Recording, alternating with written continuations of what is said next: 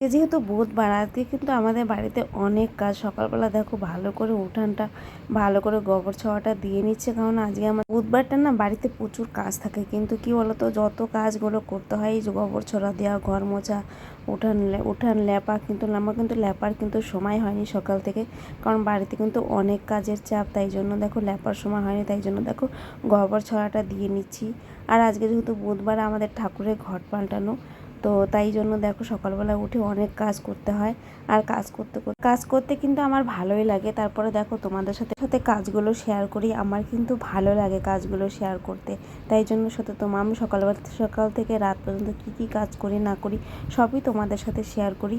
আর কাজগুলো দেখে তোমাদের কার কার ভালো লাগে একটু কমেন্টে জানাবা। আর দেখো আমি কিন্তু আমার স্বাদের উনুনটা ভালো করে লেপে নিচ্ছি, কারণ এটা কিন্তু সকালবেলা প্রতিদিনকার কাজ। এটা প্রতিদিনই আমাদের করতে হয় গ্রামের বাড়িতে।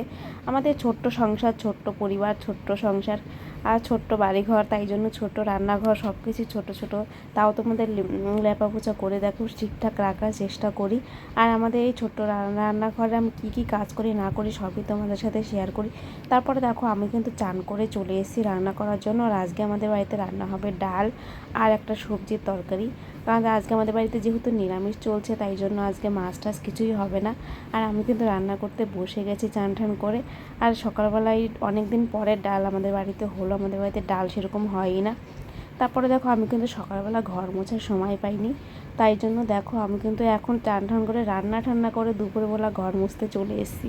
কী করবো বলো তো বন্ধুরা, সময় না পেলে কিছু করার নেই, কারণ সময়ের সাথে সব কিছু করতে হয়। আর বাড়িতে যেহেতু ছোট বাচ্চা আছে, সব কিছু সময়ের সাথে সাথে হয় না। আর এই সকালবেলা ঘর মোছাটা সত্যিই আমার হয় না। অনেক অনেক সময় পারি না, ঘর মোছার চেষ্টা করলেও হয় না সময়ের অভাবে।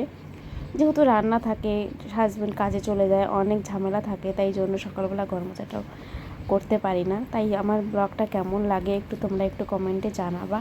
আর সবাই ভালো থেকো, টাটা, বাই বাই।